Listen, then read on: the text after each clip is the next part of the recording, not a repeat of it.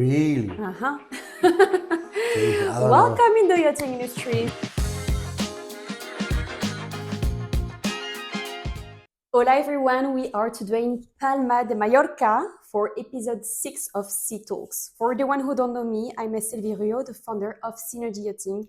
And this episode was really interesting and important for me because here is the reason why I started yachting. Well, yeah. Yeah, introduce, So yeah. almost 7 years ago, we met in a marina in Papeete. In Papeete, yes, correct. Yeah. So here is Bubi or Javier Sansó. Yeah. Everybody knows you by Bubi, don't worry. Exactly. So he's gonna stay Bubi for the rest of the episode. So can you tell us a bit about your background, how you entered in the industry, like your Sure. profile as a... Well, I think I've been here forever. I started, well, I'm from Palma. I started to sail when I was a very young kid. 2 months old, I was already sailing in the Yeah. Palma waters and everything. And then what it turned into my hobby, it turned my professional. And then I've done a lot of racing, ocean racing, a lot of high-level racing circuits. And then at some stage, I said, okay, I gotta keep racing, but I'm not the racing. I was not never gonna be a skipper. I mean, a captain. I mean, a driver on one of the races. I was always bowman. I mean, doing the maneuvers and everything. So I said, I'll go into the private yachting, and then I started in small boat in Palma. Then just think sub. I think, and now I'm captain on Windrose, Yeah. the very famous and beautiful schooner. Really beautiful, I have to say. Like we were in the marina. Actually, I was with a friend that is also a chef on boats now, and that's how we both fell in love with yachting. We saw the Windrose and we were like, "Wow, that's a beautiful Yeah, boat." it's still a beautiful And boat. no, Yeah. that's And amazing. it sails beautiful. I've been there now for 10 years, I can say, and we've been around the world 3 times. Maybe doing some more trips in the future. I mean, it's still going on strong, and the boat is beautiful and it's very nice and well kept. Yeah, the thing is, you've been very lucky to find this boat because not a lot of boats have this kind of itinerary. That's what I know with the Windrose, is that it's very adventurous owners, and that's what we like, you know? Yeah, definitely. I mean, I would encourage owners, anybody who's a boat owner, I mean, above a decent size. I mean, they can go around the world. I mean, they can do anything. There's no limits to do anything. They can go to Antarctica, they can go to Patagonia, they can go to the Pacific. Sometimes they feel like, oh, my boat cannot do this. Pretty much all the boats can do everything with a little bit of preparation and planning. And experience from the crew. Oh yeah, it's not just about that. Well, that's probably the hardest part in the whole equation. In the whole equation, you need somebody that is really willing to go outside the comfort zone. Yeah.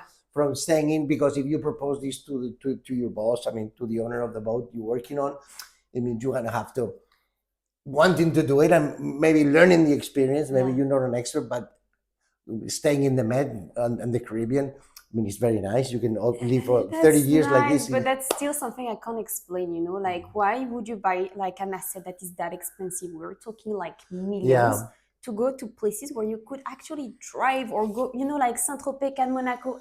I still can't explain. Yeah, it's well, I guess. I mean, that's where most people keep their boats. I mean, because if you think from Panama to let's say Papua New Guinea, or that Pacific big zone, I bet you there is a quarter of a boat. I mean, there cannot be 100 boats, 100 private yachts there. That's crazy. And that's pretty crazy because it's amazing. All the islands, you have Fiji, you have all the Cook Islands. Yeah. I mean, Tahiti, and then you have Vanuatu, Solomon. I mean, we've been in all these islands. And of course, I understand that if an owner lives in Europe, doesn't want to have the boat always in the Pacific. Yeah. But at least once, I mean, just try it. I mean, just try to go there. It's not simple because it has its disadvantages, but I think it's very rewarded once you're there and you see what you see, like things that you see in National Geographic and Discovery Channel. They're right there. You get on your dinghy and it's like, whoa, I've seen that in Discovery Channel. Shit, or I've seen that in National Geographic. I mean, it's places that they don't use money anymore. I mean, never use money. Those experiences, they change you as a person. I know that before joining the Windrose, I was like a sales manager for a big company in Singapore. I was kind of superficial, I have to say, focused on brand and like the way I look and whatever. And then for some reason, jumped on the Windrose, started to work with you, and we ended up in a remote places where we had some like small boats of like locals people coming to us to offer bananas and mango and things like that.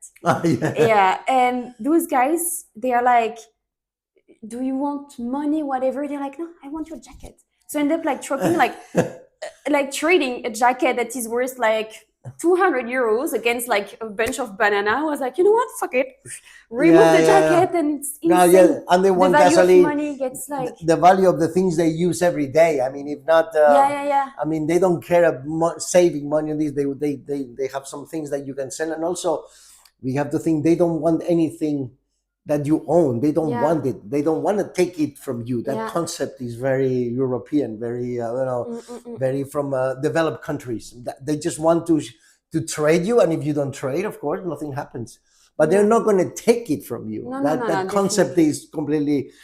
You have to see it to believe it, because we think, oh, these tribes are very undeveloped, and undevelopment means they're could be aggressive or anything, but it's Yeah. totally the contrary. They're very shy.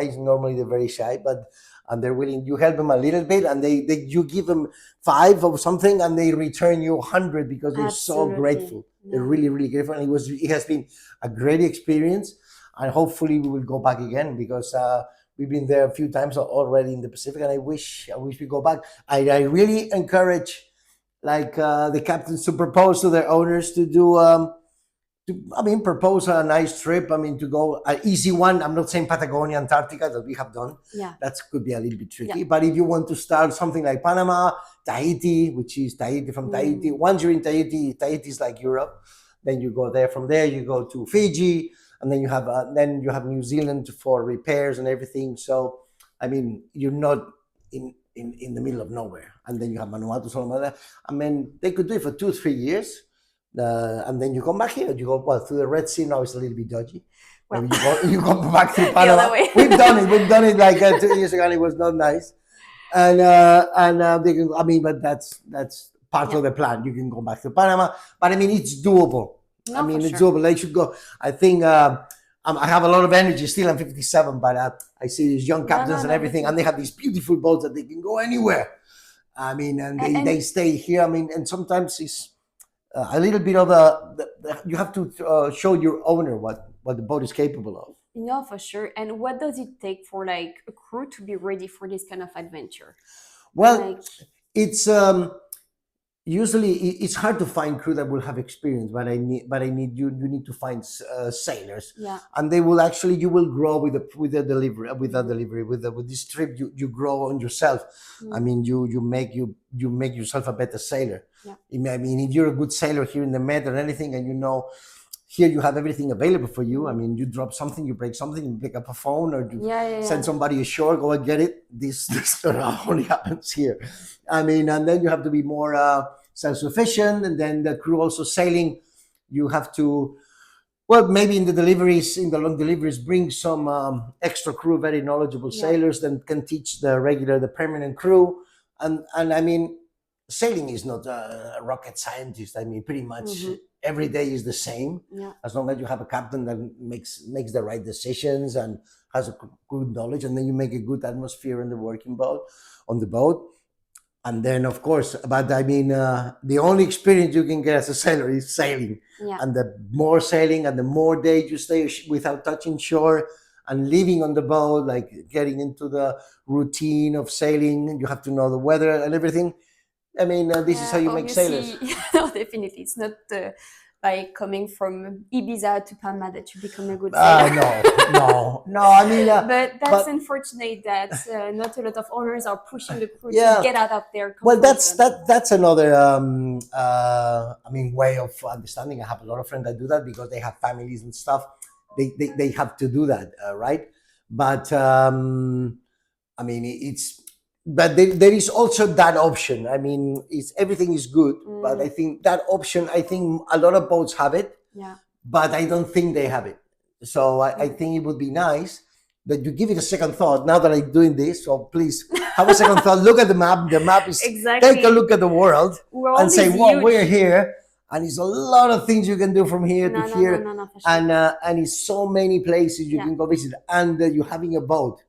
Having the boat is already like 70% of the whole thing. If you have a boat, you just have to put diesel, food, get a crew, and go and do it, and make a nice and make a nice adventure, and then of course the boss has to come and has to enjoy that, and then you Yeah. organize everything for the to be a whole package, how it has to be, That's because definitely that's the whole idea. But I yeah. mean, you can make a good package of adventure, safe and beautiful, and something very unique No, for the owner, definitely. because I think that's what they're looking for. So many times No, they're looking for something you unique. have now like 8,000 boats available on the market. Like you have a large percentage of them that actually offer charter, but they all offer the same kind of program, you know, like a charter should be adventure oriented or experience oriented more and more, you know, like have some specificity where you're gonna explore this part of the world, or you're gonna have like this extra set of adventure sold. Like let's say you can have like a spearfisher Yes, that yes, is a yes. guide, or like a freediver that will like show you. You do wing surf as well, so Yeah. these kind of activities, I think more and more boats should actually advertise this kind of activity and push crew to have this set of skills that are not just like the sailing part or like the guest experience, but the adventure experience and like the water sports experience. So you have Yeah. like actual things to do while you're on the vessel, you know? No, definitely. I mean, I encourage also all the deckies, all the deck hands Yeah. and everything. I encourage them to learn how to fly a drone and learn Yes. 100%. and learn. That's a plus. I mean, when we're looking at when we captains, we're looking at CVs. If I see that somebody's flying a drone but has a little less experience inside, I take him, Yeah. because right now it's crucial No, to definitely. know how to fly a drone, how to edit the images and everything. That's a big plus. Also, if you do diving, Yeah. scuba diving, or absolutely anything outside the box, it's important. Something that you do on your spare time, something that you may think is not important. Mm-mm-mm. It is. If you like photography, if you like this, it's very important for to put it definitely on your CV. No, definitely. I'm on the side, like I can give a free diving course, and that's an experience that most of my yacht owners they loved. Some of them they would come to me at the end of the course and be like, "Wow, I didn't experience for like the past 10 years." And this experience of freediving like made me feel alive. So they would hug you at the end of the Oh, session. really? Yeah. Yeah, because they are looking for sensations. Yeah. So I guess as a skill set, diversify your skills with like underwater activities. It's Yeah, and also bringing this to the next level. I yeah, mean, going with the boat. yeah, That's the biggest thing. I mean, if an owner has a 40-meter, 50-meter boat, sailing boat, or even power boat, uh, can go anywhere. I mean, you can go and have an experience. Of course, the downside is when you're here in Europe, you will not have your boat. Your yeah, boat will be far away. yeah, But well, it's a trade. But then when you go there, you have maybe a 3 or 4 month trip during a yearly in the year, and you probably enjoy more, and it's something to really make it really worth it to go there.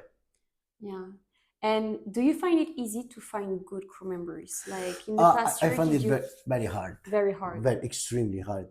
So once I read a fellow captain, he's like he sent them. He said that I'm hiring a deckhand, and even if he's a bad one, I Mhm. mean, they're so desperate at some stages. I mean, it doesn't matter. We just need somebody with that complete. We just need a body. Yeah, Move there, move that. And this is how bad it is. I mean, the industry has so many demands for so many people. it grew too quickly, and I like guess, training yeah. center and all these like framework for education and whatever, they didn't take the time to adapt to like this Yeah, demand. You know, like it's been a call of like this is a very well paid industry and everything, and I don't come from this background. I mean, I mean, mine is totally vocational. I mean, I started yeah, like this. I've been in the industry. I have seen it like this, but now I think people join the industry as an opportunity, which is great. But you need to have, especially if you're sailing, a little bit of background, mm, and it's very hard to get that background. I don't know exactly. I mean, you can go like a little bit of dinghy racing or something just to know where the wind is coming from. I mean, or also drive, because also some boats I know people that cross the Atlantic that they have never drive the boat. okay, I mean, on Windrose, even the chef drive the boat. I did.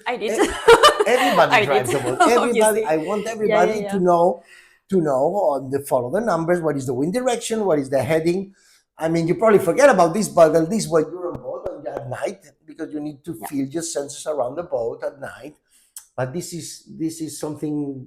It's like they don't use the watches. They just do the wall, look at the radar, and they go to sleep. They don't.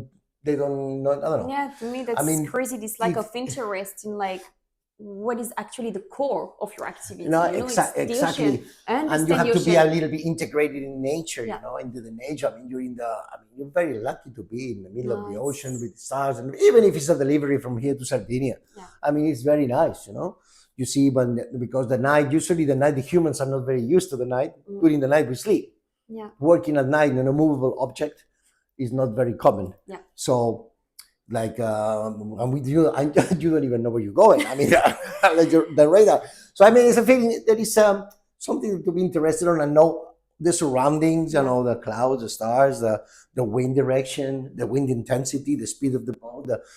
Well, all these things they should. This is what makes a good sailor, and Yeah. But I think this is a job from the captains to make good sailors, No, definitely. and 100%. is. I mean, we can complain, but we don't teach them. We just do our thing. Thank you. I had so many captains complaining about like the crew, but they didn't put any effort in actually making them good crew. Oh no, of course So no. But I mean, you have to spend the time. I mean, this is. I mean, your legacy. Well, I wouldn't call it legacy, but I mean, it's the yeah, it's is the part of the minimum. game. If you find that I have very young crew always. I have very Yeah. very young, like 20, early 20s. Usually maybe a little bit younger, and I'm very proud of because I see them later on, and they have learned on the boat, and they still do some things, Yeah. some manners that I do.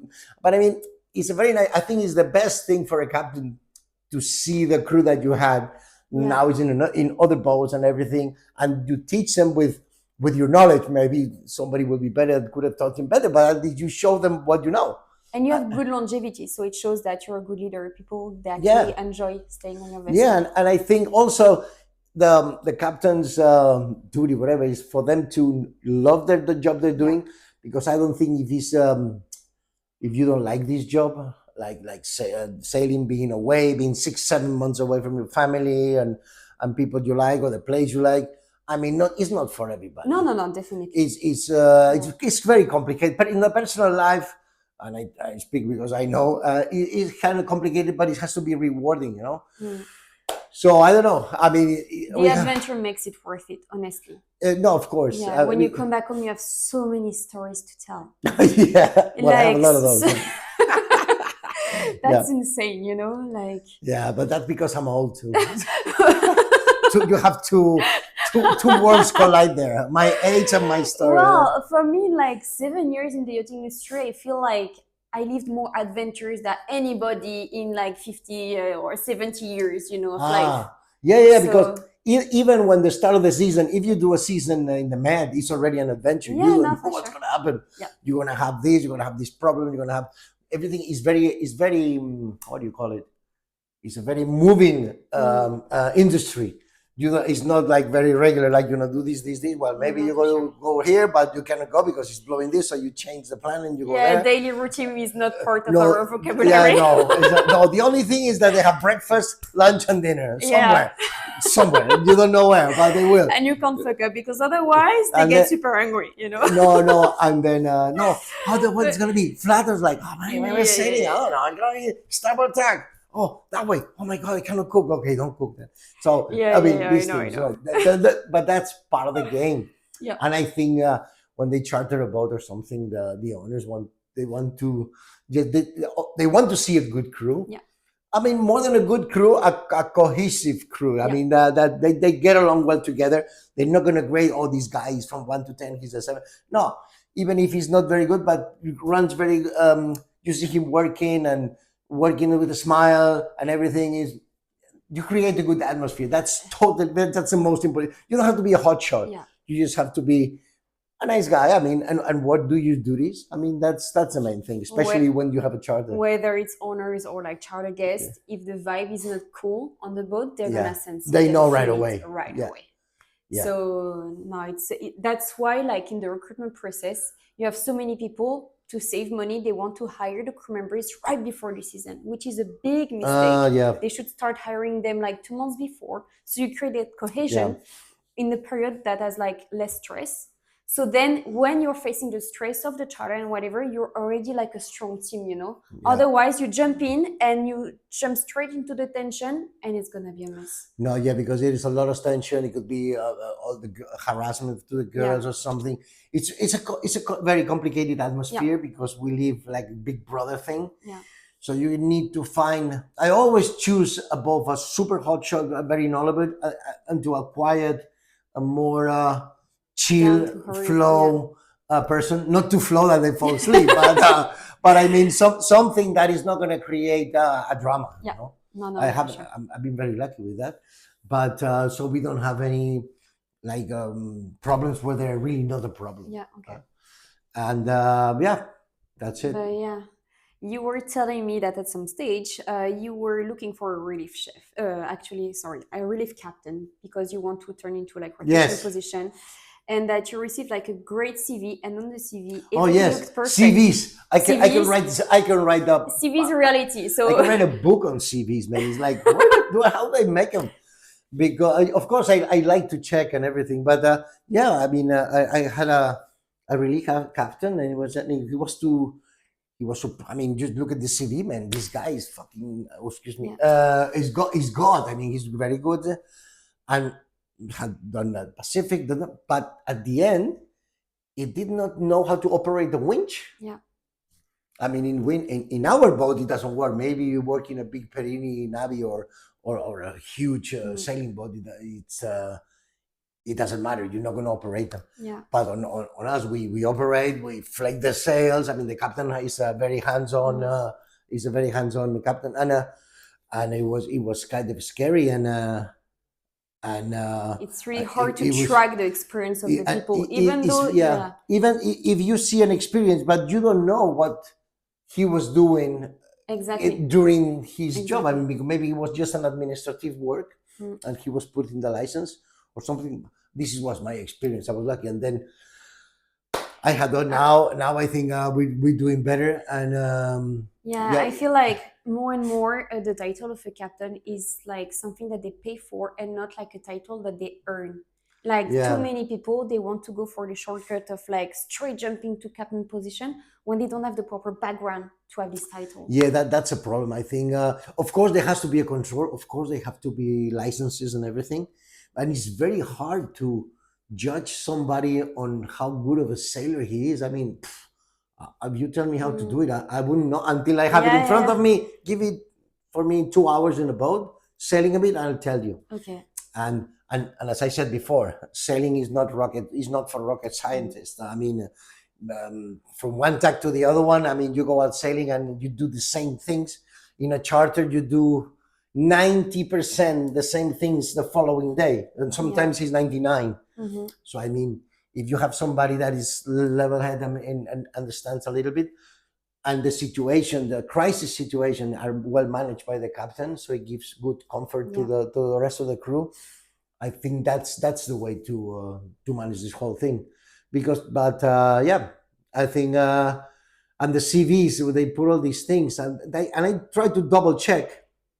Calling references and things. I mean, I'm gonna tell you another story I haven't even told you. I almost got a chef this like 6 months ago, and then I told her, can you send me a reference, because I was almost going. It was at the stage that I checked everything. I had an interview with her, so I was going to double check just to like the previous boat he worked on, and story short, I was telling her, please send me the WhatsApp number, and I call him. I mean, you don't even have to write on the CV or anything. Just call me, and I call him. So he sends me a WhatsApp number. I talk to the captain, and this is serious. I mean, this is a story, but it's a true story.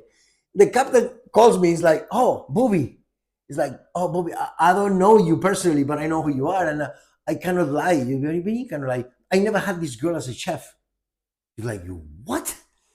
No, this woman never worked as a chef on my boat. I mean, why did he put your name? It's like, I mean, she called me and I said, well, yes, but I didn't know. I mean, dude, you don't do these things, man. No. I mean, I'm not going to say names, and he was nice enough to say it. But well, I mean, he could have said anything because I was talking to him, but I would have cut him because I would have asked some questions. That's I really think, hard to track the references. but So that's but if he would have said, "No, it's great and everything," I would have just bought it. I yeah. mean, maybe I would have double check another one. I had sent an email that I never got through because the email. So because I was a bit desperate, I was trying to make a quick choice. But thank God, No, that's thank insane. God, That's because insane. if he was lying about this, what else was she lying in the CV? And the thing is, through this reference system, they would just put like the number of the people where they had like good interaction with. Because like if you had bad experience or where you were considered as like a bad crew member, they would never put like the bad reference on the CV. Yeah. So it's so hard to judge in No, this and industry. also there is another thing I don't understand. Like, so of course I go through a lot of crew and everything, and some people did not work on the boat. I mean, Yeah. they did not come out well on the boat Mm. for whatever reason. I mean, it's not. I never have anything personal, but then they put me on the reference. I mean, I don't mind, but I tell me, I'm gonna say the truth because Yeah. I stopped doing this many years ago.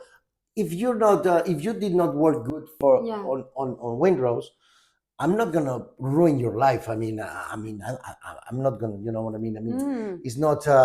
I have nothing against you, but if somebody calls me, I'm gonna tell you how you Yeah. No, the behaved truth. and how That's your work being was on transparent. Windrose. Yeah.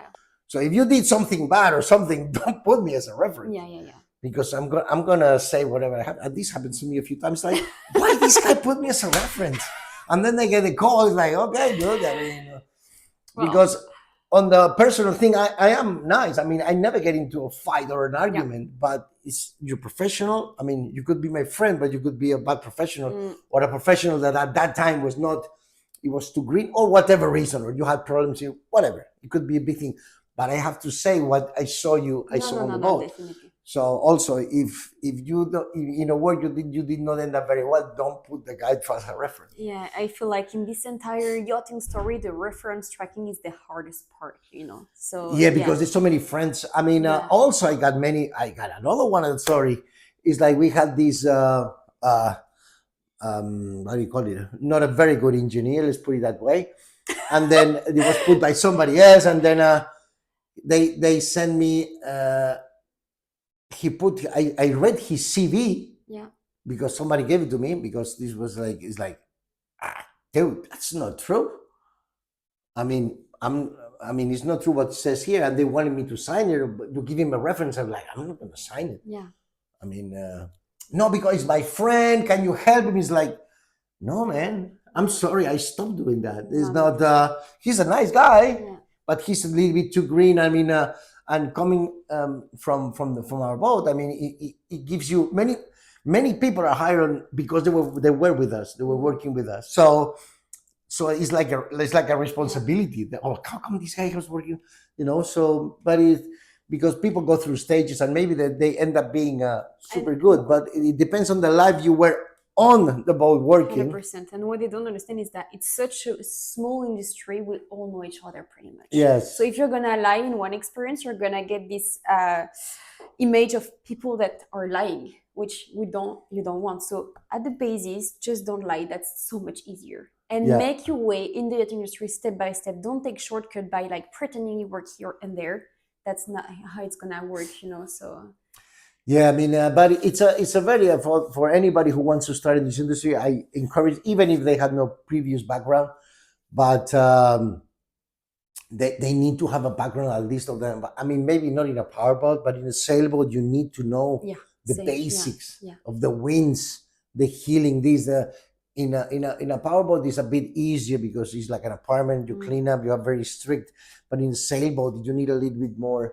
It's two different philosophies. Yes, the kind of crew, the kind of owner is so different. Yeah, it's very different. And also the crew, the basic crew, I mean, they're usually not compatible. They are. I mean, it doesn't mean one is smarter than the other one, but the things on a private boat, on a power boat are a lot different. You can be a little bit unaware of your surroundings. In a sailboat, you have to know exactly what's going on.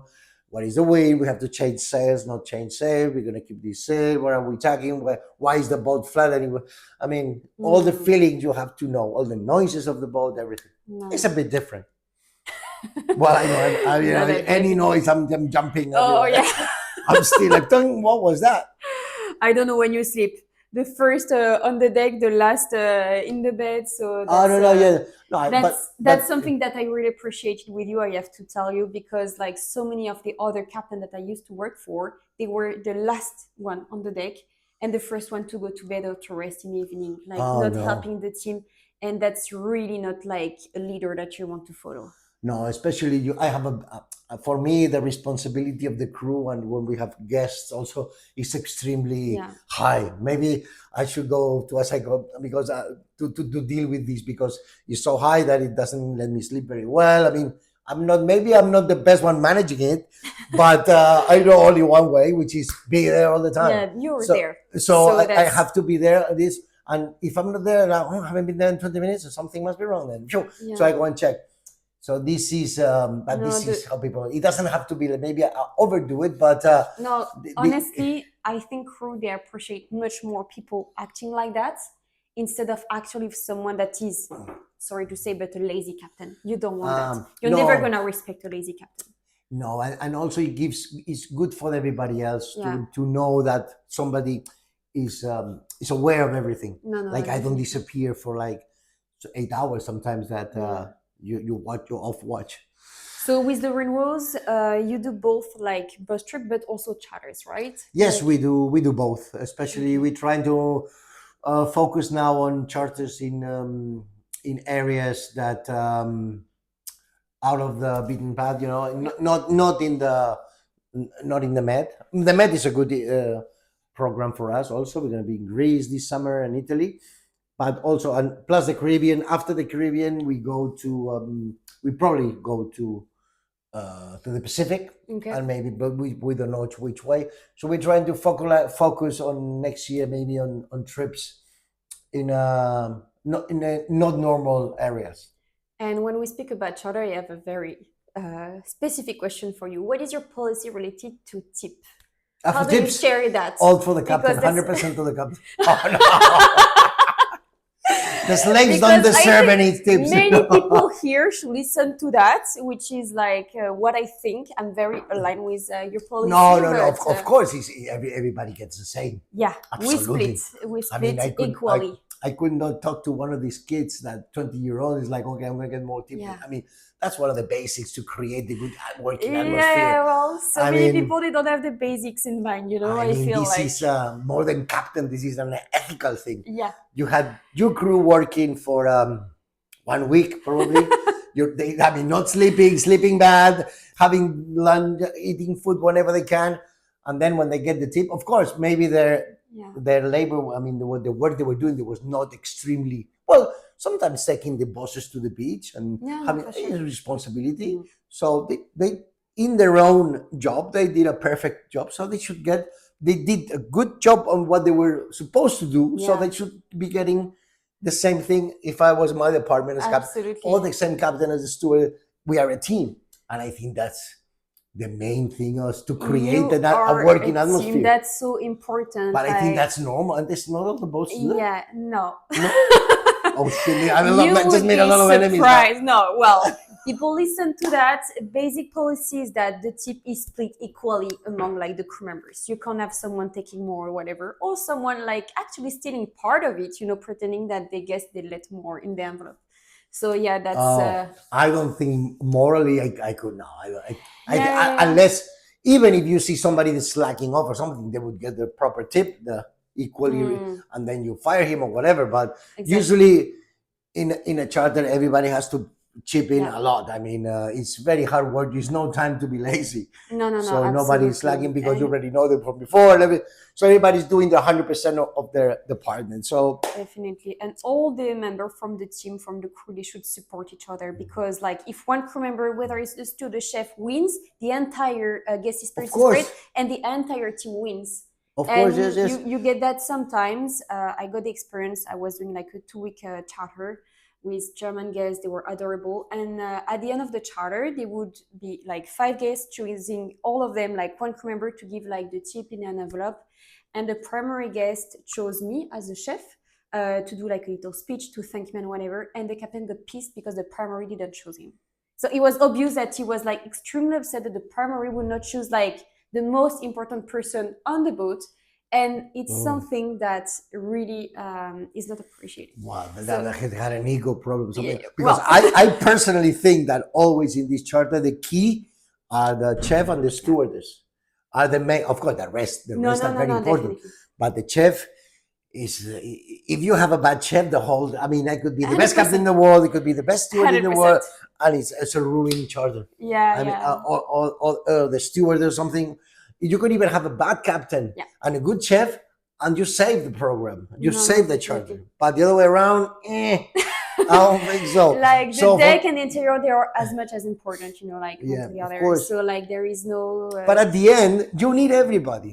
You need at the everybody end- because so at the you have end- an engineering issue, like the entire guest course. experience is affected as well. Yeah, so. you could have an engineer and you have the best chef. So at the end, and maybe the engineer saved it because he started the tender, that the tender this was not working or whatever. And then at the end, everybody chips in and does something and make it boom, boom, boom. It's a team. Yeah, teamwork. It's totally teamwork, and Yeah, everybody absolutely. has to. I don't think anybody in this industry is trying to do something bad for the team or something.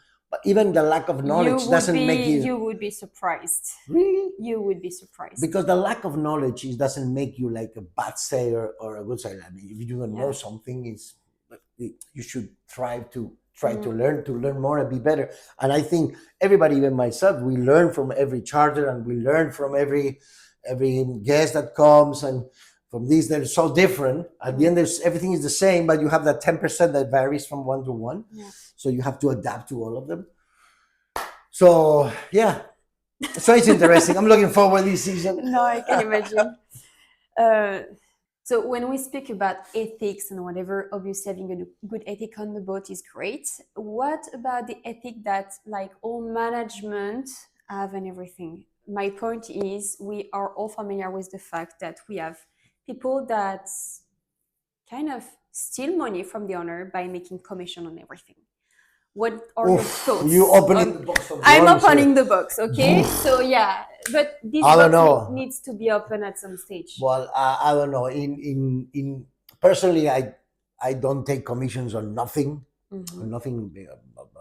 But I've been offered many times. But Yeah. see, now everybody knows me, so I don't even get offered anymore. But I remember paying a long time ago. I was, oh no, if you painted with us, we give you this. It's like, oh really?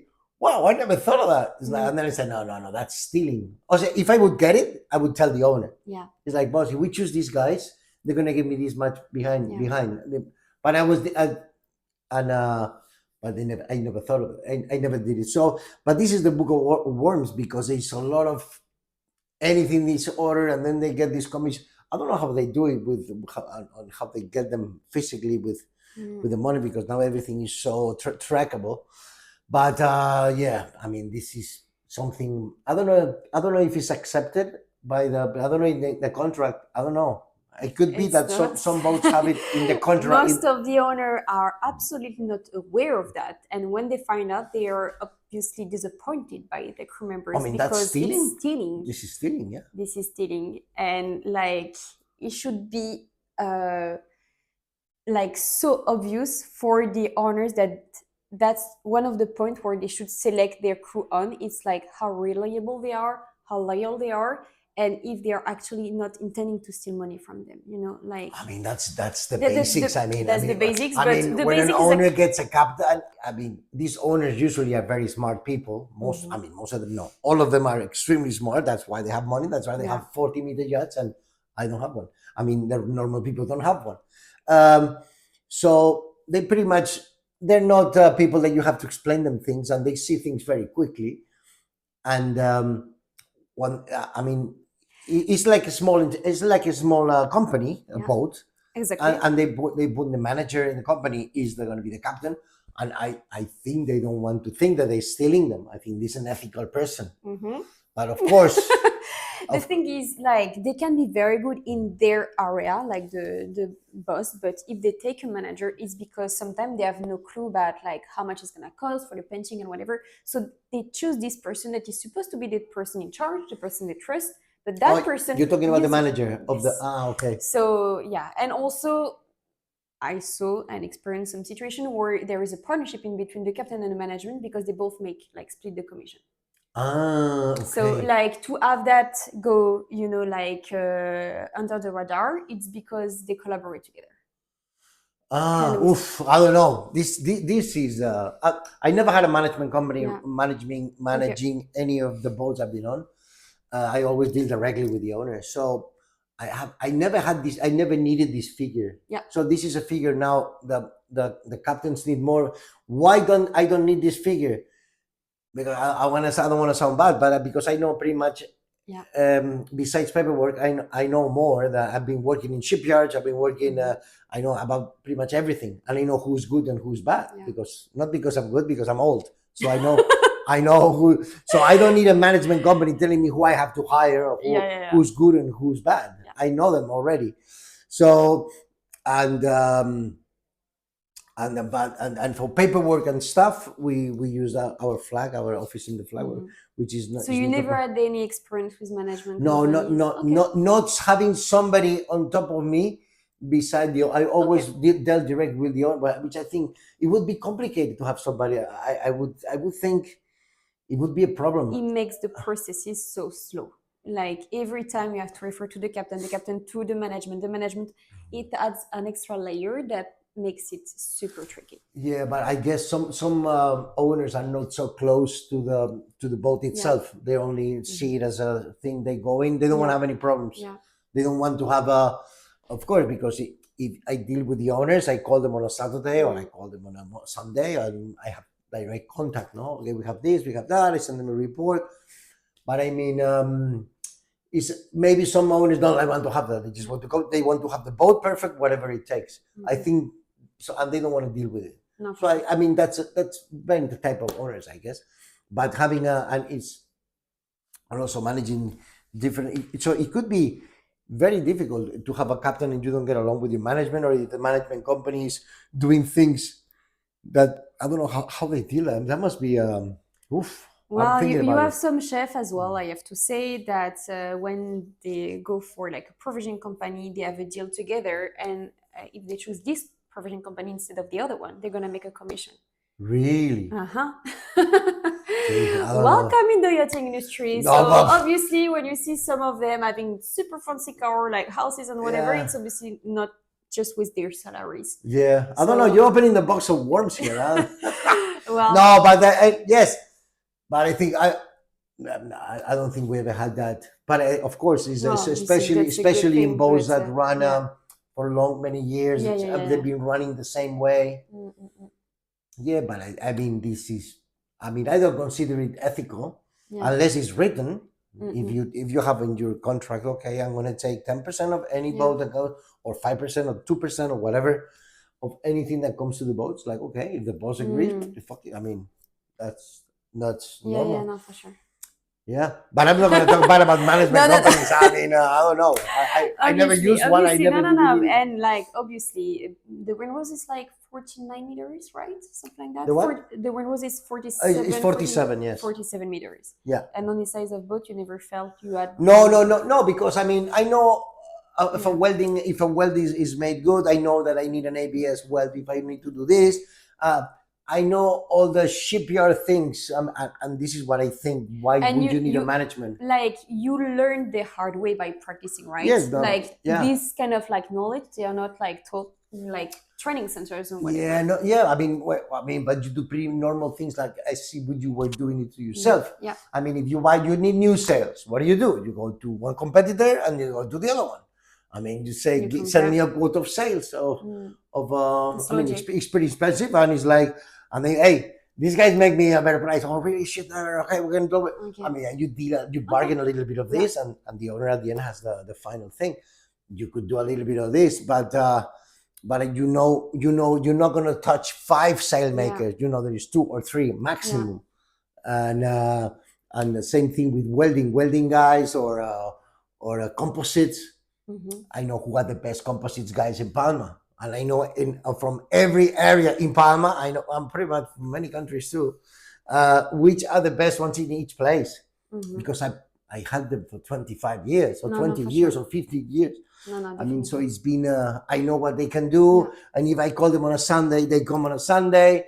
And it's been, I mean, there is a relationship. I mean, exactly, it's a human relationship. Not yeah, just and I know what they're professionally, and doing. it's like long-term one. I've been working in composites. I built boats in composites. I mean,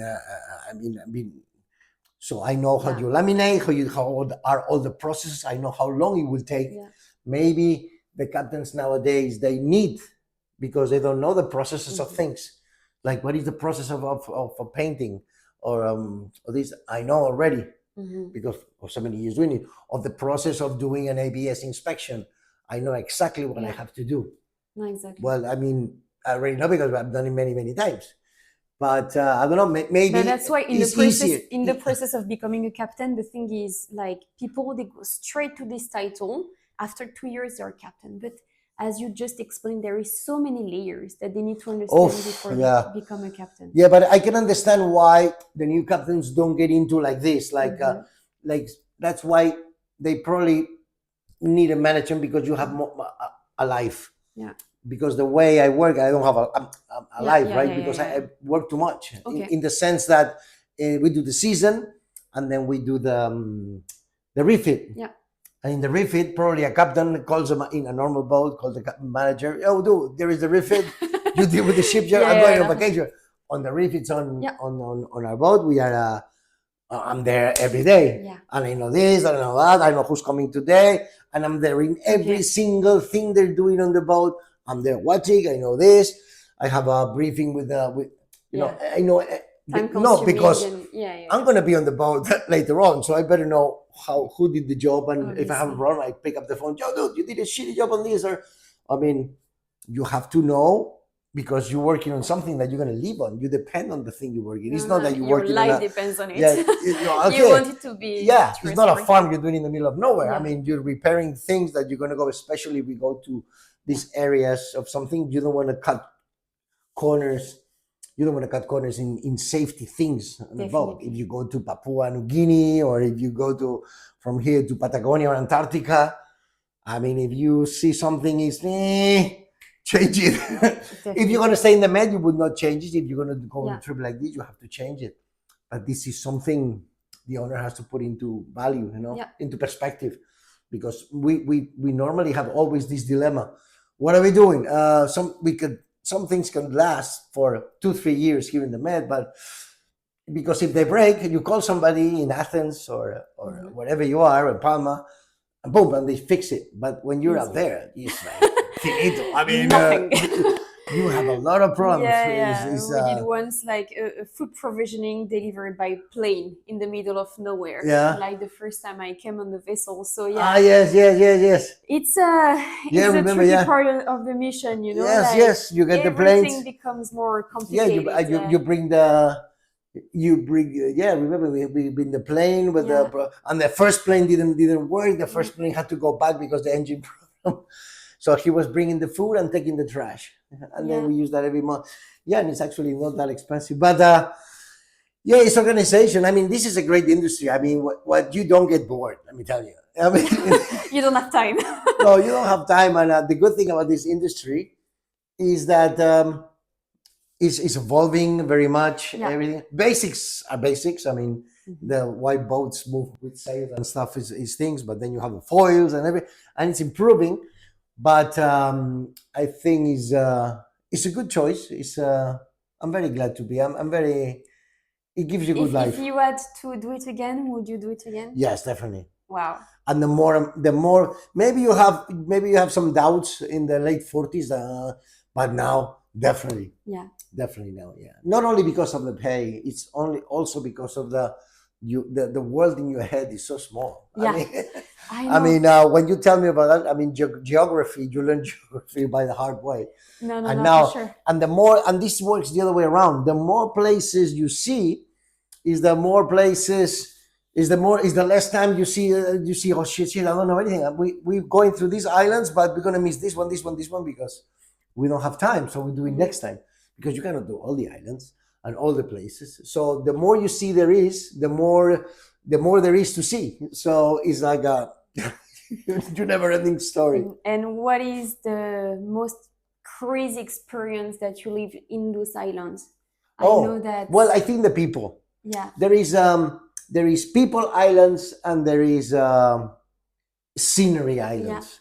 Like Tahiti is a very scenery, Yeah. very unbelievable place. To go to one of the atolls, and then there in the place is nobody there, but and it's incredible. It's Yeah. like undescriptive. The beaches and everything. And then there is people places like Solomon Islands. It doesn't mean they're not beautiful. I mean, it's beautiful, but it's more like people. And Vanuatu is also about the people too. People are friendly, even because um, Fiji is well advanced, but then Vanuatu is a little bit tribal, but then Solomon Island, well, and Papua, that's like going like, Yeah. but the people are so nice, and then you learn how humans we were. I mean, this when you're there relaxing and with a cup of coffee, and say like, wow, Or kava. or kava. Oh yeah, yeah. I had to drink kava because I was a captain, so I was like, oh man, kava in Vanuatu. Boof, I don't know. One of our crew had that. They told him not to drink too much, and he drank like, I don't know, 11 cups. He was very sick Out. for 3 days. For sure. Yes, Yeah. yeah, but yeah, you realize. I mean, I mean, you're so privileged to be Yeah. there and to know this. No other way to. Yes, you can go on a plane. You can go on a plane and stay in a hostel or stay in a resort. You don't see what we see. Definitely. It's anchoring in a place. And suddenly the kayaks come and they're like, oh my God, what do they want? Like, oh, I hope they don't come with AK-47s. This is how I was thinking at the beginning. Yeah. And now I know they don't.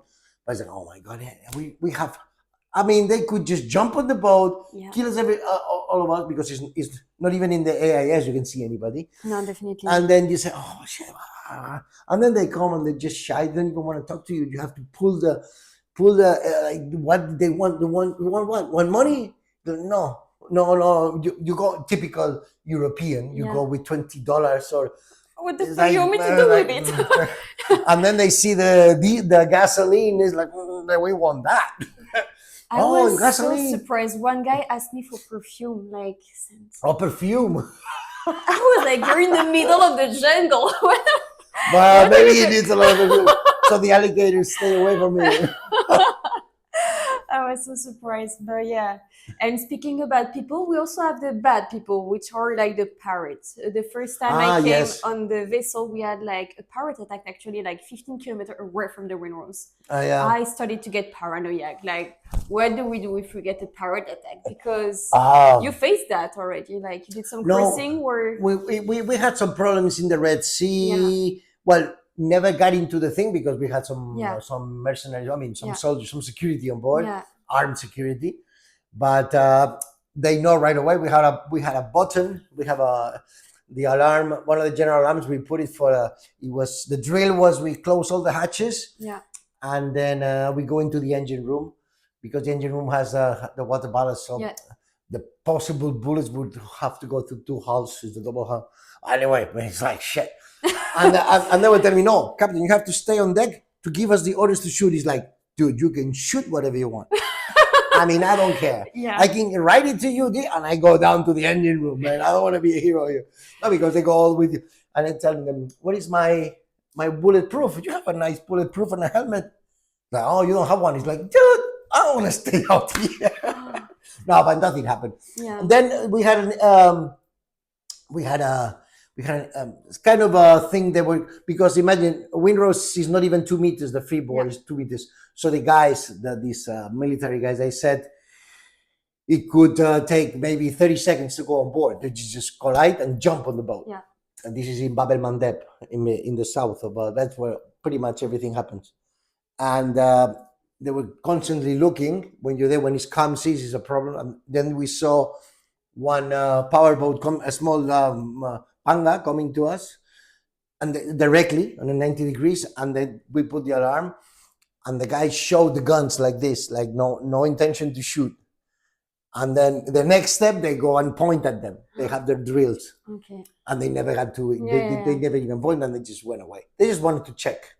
But if we didn't have them, we would have been in problem because we don't go more than 10, 11 knots, and these guys go like 15, 16. No, definitely. Yeah, but the stories like this, we have a few. And now we went down the other way also. But the guy in front of us was kidnapped by the Yemeni, by the Houthis. Yeah, the Houthis. Okay. By the Houthis, the rebel group from the Yemen.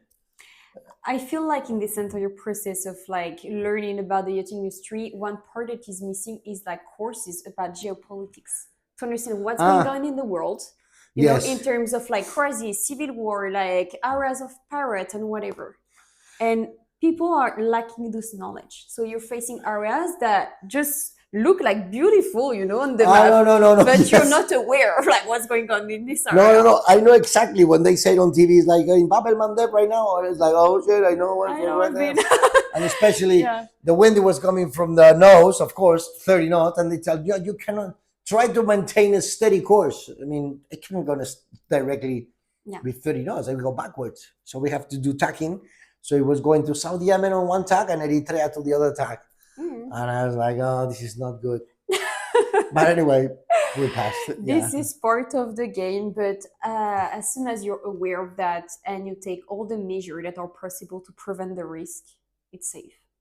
Yes, Just no. it's called anticipation, and yeah, Yeah, but like doing something like this is pretty well organized. yeah, I mean, to getting all the security on the boat, and I mean, you have to do is a lot of preparation, yeah, of course, but it's doable. It's yeah, not something. Oh my god, I only know. No, no. I mean, you go into it, you get into it, and then it's like a few companies that actually there's not only one. There's a few, yeah. but I recommend to have the good one because if not, you get very trigger happy security guy, and you want some mellow guys and don't Tranquilo. start the war. I mean, on the Yeah, boat. I yeah, mean, yeah. so because if you, of course, if you pay maybe a little bit more, but you get trigger happy people, so it's better not to have that. And then yeah, and this is so one of the things teaches you, and then because safety is the main thing. Yeah. Safe, of course, and safety like this. Even though we go into places, I mean, we should not, but there's no other way to go, Mm. and it's very short. And then we also had a problem afterwards from a Somalian ship that was. We also had a problem, but it was solved. Okay. Thank God, another way they forget about us. But yeah, and It's then we arrived in Singapore. Yeah, we did Palma, Singapore. it's an entertaining career. Yeah. Obviously, you don't have time to get bored. No, no, no, no, no, no, no, no. Especially the preparations and everything. And once you get to a place, you already are preparing Yeah. the small all to prepare everything. But this is part of the job, and you have to like this. I mean, it's a lot of energy. No. That's why I get usually young people are more eager to do things Yeah. like this No, for sure. because it's a dream to have the possibility and be so lucky I to feel have like an owner that it's likes a to do that. dream career when you're like 20, 30 more and more people, they want to settle down, have a family and whatever. But I feel like for people that are like that age, it's just like a dream Oh career. no, totally. It's And it beautiful. organize your head a lot better. Yeah. I mean, you could be doing going out, but then you're on the boat, something, and then you're normally at the beginning. No, I need vacation, and normally when they're on the boat and we arrive in I don't know, in Ushuaia or we arrive in Papeete, they never go back home. Yeah. They stay in the area Definitely. That's because the good part of home it. is gonna be always there. Yeah, And if yeah, you're yeah, 20 years old, definitely. you want to know the areas where you are. Yeah, you It's learn a so bigger much about the world, but so much about yourself. yeah, of course, you know what you like and you Yeah. want to do, and I mean it's a big opportunity. That's why I encourage the owners also to because to live this because it's an incredible experience to have your boat as if you had it in Saint Tropez or Ibiza. Boom! In an atoll, you have it in Fakarava or in Rangiroa, in Papeete, in Tahiti, and you have the same thing, same service, same everything, but you are in the other side of the world, Yeah, the and crazy you part have where just like 0.005% of the population actually get Yeah. the opportunity to see it, you know? and also Fiji is also it's not only Fiji is the island is all right, but then you have all the Lao Islands, you have the North Islands. It's islands everywhere there. Yeah. It's incredible. It's very very beautiful. And then Vanuatu, which is a little bit going down back in time, and Solomon going back in time, and Papua New Guinea. That's Yeah, really that's going back in next time. level. Yeah. But and then you have Indonesia, which I really love. Then you have Mm. Raja Ampat and Raja Ampat Sulawesi. was so beautiful. I mean, yeah. I mean, in Waisai. I mean, all that. I mean, it's so, and then you go to Sanderawasi to see the whales, where the shark whales they give birth and everything. I mean, it's a lot of things. You learn things that you don't even know they existed. Definitely. Yeah, it's very nice. Well, it was a beautiful conversation. Obviously, we lived like many of those experiences together. I came twice on the Windrose, and it's like memories that I will keep my entire life that define me as a person. And if I'm doing like part of the synergy process, it's because I met you one day. So yeah, I'm Okay. super grateful for Okay, that. it's good that I made a good job. I mean, it was nice to have you on board. Obviously, but Yeah, and it was nice. So it's good that something like that ended up in making your own yeah, company. it was my first step. But Yeah. yeah, it And was you 7 couldn't just years leave, ago, and you could not left just leave it to. at that. You had No, to no, make a no, no. company. Well, exactly. It was a Okay. process, but Okay, yeah. it's a process. Okay, I was part of the beginning of the process. Exactly. Initiating Well, the I'm process really of it. happy to be here, shared with you some experiences, and I wish you the best with Yeah. Seanergy. And I think it's going to be a total exit. It's going to be a Wow. total an éxito completo. Thank you so much. Well, we see you soon. We really hope you enjoyed the conversation, and yeah, bye everyone. Bye bye.